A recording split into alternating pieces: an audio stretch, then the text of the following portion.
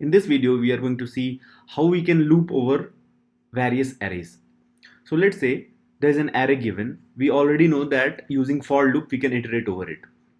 So something like this. Let's say there is an array ABCD, and then you can use a for loop. We already know this. Don't know the syntax that let I is equal to 0, I less than array dot length I plus plus. I will take values from, let's say for example here the length is 4. So I will take the values 0, 1, 2, 3, and array 0, array 1, array 2, and array 3. These values will be printed. So this is what we already know. Let's see a few more ways in which an array can be iterated. So there is something called for each loop. But before going into for each loop, let me show you a variation that we already know, that continue and break we can use to uh, return from break from this loop, the place, or skip over the elements when we want for a particular for loop. However, briefly we mentioned this earlier, but let me show you by an example that if this whole for loop is written inside a function and we return from inside this function, then that is also one way to break this for loop. So let's say there is an array and it has elements, let's say a, b, c, and d. And now we know that, yeah, so we can have a for loop where index I to array, and this element we can print,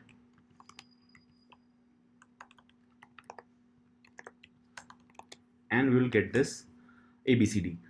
However, let's write this inside some function. So let's say there is a function, let's say foo, and inside that this thing is written, and we are passing our array to this function, and let's call this function foo with some array. So let's declare it. We can use the same name, but for clarity, let's use a simple some other variable. Let's say a is an array, and then when we print this, then we are going to see that, yeah, same ABCD will be printed. But I wanted to show you something like this, that let's say for a particular index, let's say I when I is 2, then I want to skip that element, right? So I can use continue, and we'll see that rather than printing ABCD, now ABD is printed. So C, which is the second the element at the index 2, is skipped.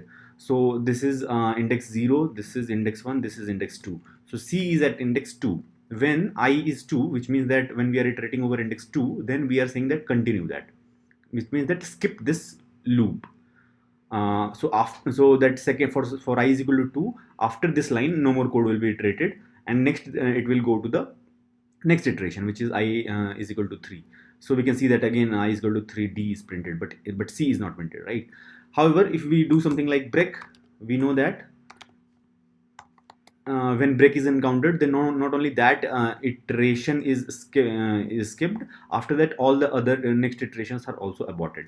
So then we will get simply AB. Anything after this will not be executed. However, I wanted to show you this thing, that if we return, then what happens that if a function contains for loop and you have a return statement inside some for loop, then basically this return will mean that return from this function. And if we are returning from this function, then obviously this for loop will be exited, because that is the wrapping foo, which means that this return is for this foo function, and that's why it will be written. So again, you will see that the same behavior like break will happen here also. Yeah, but just to mention that this thing will only work for when you are inside a function. So let's say here I'm outside a function, then you see that this return keyword, you can only use break or continue. You cannot use something like return just outside in a for loop, but in a function we can do that. So this is what I was trying to mention here. Next, we are coming to for each loop. For each loop is a slightly simpler syntax, where rather than iterating I is equal to 0 and then going through various index index elements, what we do is that we simply write something like this, that so let's write it inside the function only. So let's say rather than this, I'm having something like array dot, and it has something called for each. Okay, and in this for each you can pass a callback function. What is a callback function? A callback function is something, a function which is passed to another function. Okay, so internally this callback function will be called by this for each internally, right? And this again takes the element. So let's say ele. So we see that the ele will be the each of the elements which will be for which it will be called. So you understand what is happening is that this thing is called on this array abcd. After that, what for each does, that for each calls this function one at a time for each of the elements. So for each will call this function for a, and then for b, for c, for d. Okay, one by one.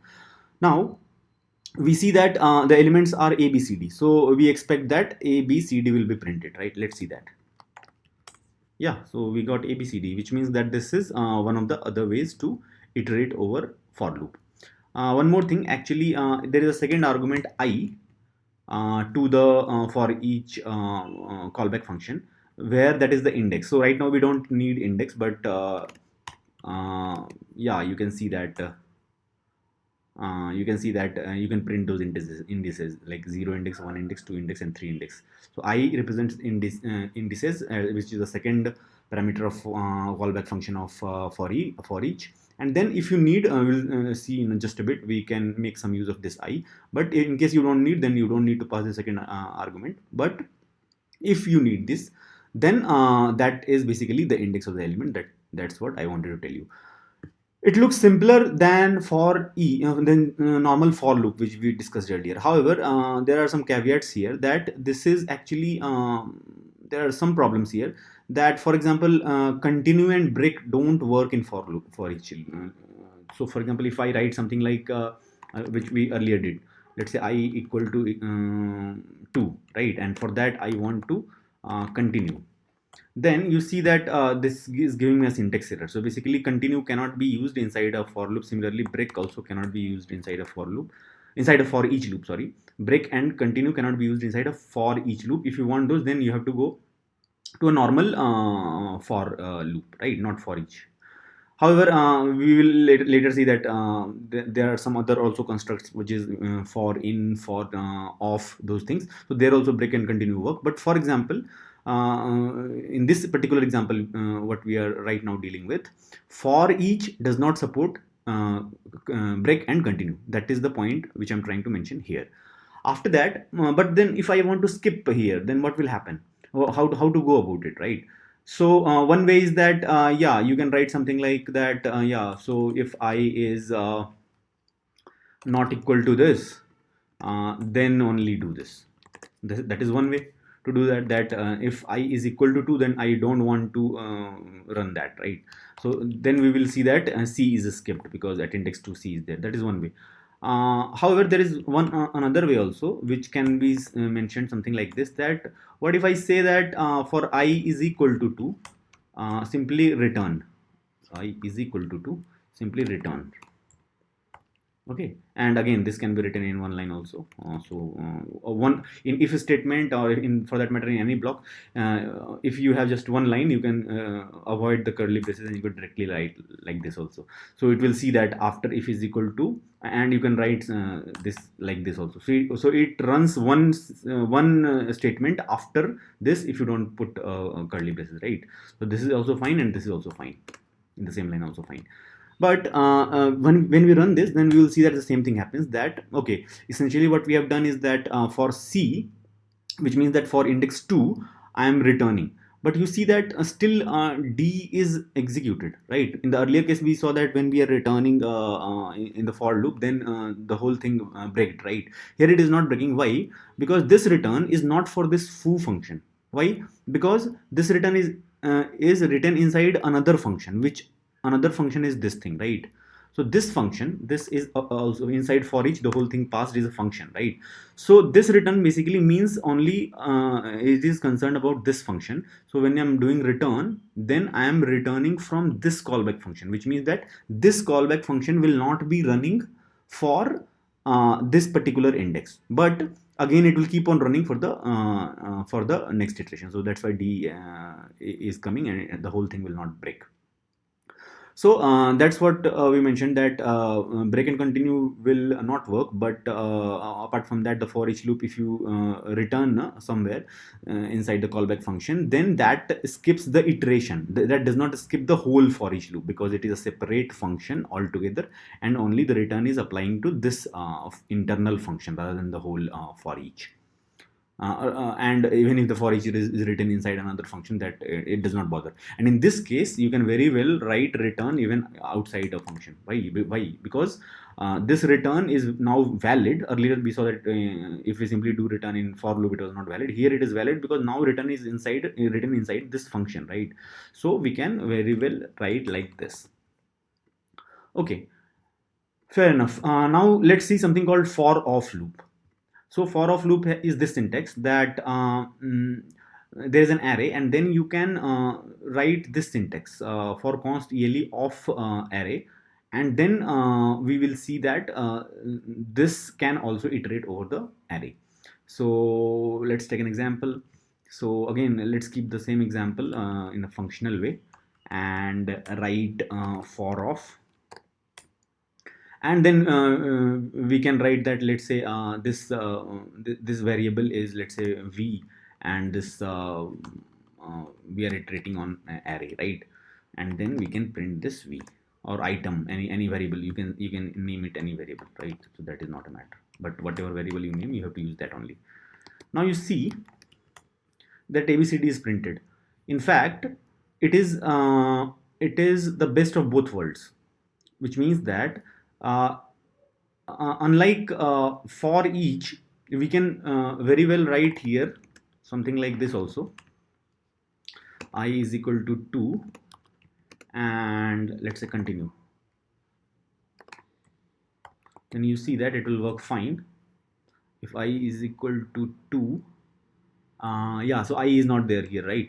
So basically, yeah, so that was another point which I'm trying to mention, that here I will not be available directly, so you will have to create your own I. So let's say I is equal to 0, you created, and then at the end of every iteration you are doing I plus plus. So and now you can see that if you print item and I, then you will basically get 0 1 2 3 index, whatever you want. Now for I is equal to 2, if you are continuing, then you will see that, yeah, now the now, yeah, so now here the problem has happened, that I was not able to increment it. So you have to do something like this, that before continuing, you have to do I plus plus. Yeah, so don't get confused. So basically the only idea is that somehow you have to make progress. So I plus plus you have to do, and the simple idea is that this continue is working fine, right? See, when I skipped from here, then the rest of the lines were not executed, and that's why I plus plus is needed in order to get the rest of the elements. Yeah, so basically what is happening is that when we are not doing I plus plus, then this I is stuck at 2, and that's why when we are going through, let's say, D, then also I is still 2, and that's why it is continuing, and then that thing is not that thing is also skipped. So everything is skipped because I remains at 2. When you do I plus plus, then in the next iteration I is 3, and that's why this part is not executed, and that's why D is printed right now. Okay, fair enough. So we will not go through that. So simply let's see that this syntax, if you simply want to iterate over the elements, then this is like the simplest syntax. And again, if you want to do something like break, then again you can do break also. So let's say even if I do I plus plus and then I apply I break, then this thing is not since and now you don't even want to do I plus plus, right? Then also it will break. Why? Because once I have reached here, then irrespective of whatever is I and something, I have break the loop. I have break this for loop, right? For off loop, and that's why it will stop working from there. If you do continue, then basically it keeps on going till end. It skips just for that particular iteration. But break is not the case. Break it skips that iteration, and also breaks the whole loop also. Okay, fair enough. So This is an example of where the syntax is, as you can see that if you want I, then you have to do a bit of work, but if you don't want I, you simply want to go through the elements, then this is the most concise syntax which is available to JavaScript for iterating. And at the same time, unlike for each, break, continue, and return, everything will work as it is here, right? So if so for some particular thing, let's say after printing the first item you are doing return, then you can clearly see that that thing will work here fine. Okay, so a is printed, and after that the return has happened, which means that the whole thing has the loop has broken and this function is returned. Again, if you do something like break also, then we saw that yeah, we saw that that also that is similar to return, right, as in the normal for loop. Okay, so now there is something called for in loop. For in loop, actually you don't have to use it. It is generally used for objects, but I will just mention here that in case of arrays also you can use this, but there are some gotchas here, so we will see that. So we can do something like this.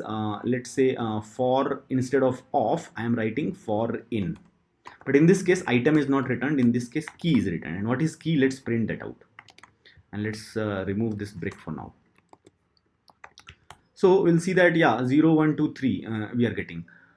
So basically we are not getting the values, we are getting the keys means that index elements, right? 0 1 2 3. But one important thing to note, that this 0 1 2 3 are not numbers, these are strings. If you print, like let's say type of key also, in all the earlier cases the I were like numbers, right? Here if you see that actually these values are strings, not numbers, and that will give you a problem, right? Because most of the times in array you just want numeric indices rather than string indices. So again, you can convert this key string to number, which we'll see later how to do that. But rather than going into that trouble, it's best to use normal for loop, or otherwise best to use for off loop. For in loop, just when you used this and you got some problems, then just I wanted to show you that why those problems are coming when you are using in loop, for in loop for arrays, and that's why I wanted to discuss that. Okay. So as I mentioned, key is actually, this is strings, 0, string 1, string 2, not number. Apart from that, everything else will work fine. Continue, break, and return, all these things will work fine. But again, this will not help us, because if the key is not properly coming as numerics, then and again, if you if you are not interested in particular key, you understand, if you are not interested in particular key, then you can very well use this also for iterating. So let's say you simply want to iterate over the values, then let me show you one thing. So if a is this thing, right? A is this thing, foo is not defined. Yeah, so basically let me just print. I'm just trying to show you the values of a. So simply a I print, then obviously this whole array is there. But let's see 0, a0. What is this? A0 is a, right? A1 is b, right?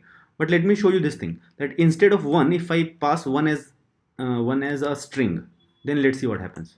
Then also it is working fine. You understand?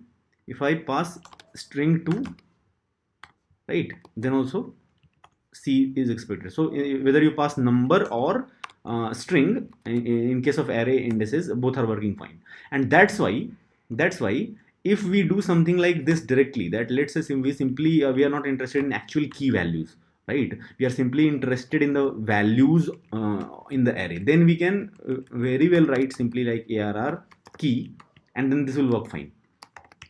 Understand? ABCD is still, it is even in for in loop, this thing is working fine. Just that this key is not, you can see that this key is not a number, this is a string. But we just showed that key with key 0, key with string 0, string 1 also it works fine, and that's why here it is working fine. But again, if you want to do anything sophisticated, then again and sometimes you will forget that this is for in loop instead of for or off loop, and this is not. So for example, if you try to do something like key plus 1, then this will be like problematic, right? Because maybe that you forgot that it is a for in, not for off. So you're thinking that you're incrementing key, like you're getting the next value, but you're not getting the next value. We are concatenating here because it is a string, and let's say it is 0, then it is trying to access a 0 1. You understand? And that is not you want. And that's why it is better to avoid this altogether for arrays. For objects it is very much a good practice to use for in, but for arrays don't use this. Okay, so that's what I mentioned, that for iterating arrays please don't use for in. And mentioned we and the reasons we very well covered that, yeah, something like this is not possible. And sometimes you will forget that this key is because you are not always writing it, like you are not always typing the types, so you will forget that this key is not a number, it is a string, right? So don't we don't want to use that, we don't want to be in that position. Apart from that, you see that there are some other things also. So let's see that I'm printing this a, okay, and this abcd is printed. But you know what, we can do something like this also, which is possible in JavaScript. We can attach our custom some values. So let's say a dot name is equal to my array. I have written something like this. Now what is happening is that you see that now this weird syntax or something like this is there, that we earlier saw that this key value things is only in objects, but why in array this sort of key value things is coming? So actually don't bother, these things basically in JavaScript internally arrays are also objects, and that's why this thing is possible. But the problem which I'm trying to highlight here is that, let's say I do something like this thing, I iterate over the array using this syntax, for in syntax, and see what will happen. It will give me a b c d, and it will give me this value also. So it is iterating over all the keys: 0 key, 1 key, 2 key, 3 key, and this name key. It is iterating over all the things, and that's why this problem has happened. And if you see that, if you simply take off loop and then you directly get the element, and then you print the element directly, then you see that you simply get abcd, you don't get my array. And that's why I was saying that please avoid this for in, for off, or normal for loop. That both those both are fine, right? Okay, so and one more thing is that the for in loop, sometimes the array, so we are seeing now that here a b c d, they are coming in that order. It is actually not guaranteed. Sometimes in rare situation it might happen that there might be in some different orders they are coming. Now that will be like very much problematic if you are assuming that no, I will get in them in order. So that thing is not guaranteed in for in loop, and that's why we are getting more and more reasons why not to use for in loop. And again, the reason why these problems are coming, because this for in was designed for objects, not arrays.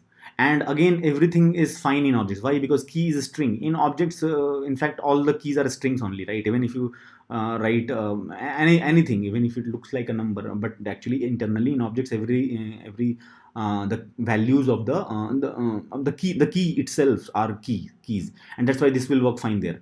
Again, if you add a new property, and then that is fine there, right? In fact, this thing was very much expected that it should be iterated if it is an object, right? So in fact that is expected in foreign. And there is something called prototype chain, which we will see later. So if those things are not expected, but later we will learn those things. Those are slightly advanced topics, but the point is that there are some ways to avoid that also. If those things are coming, then for in loop also there are ways to avoid that in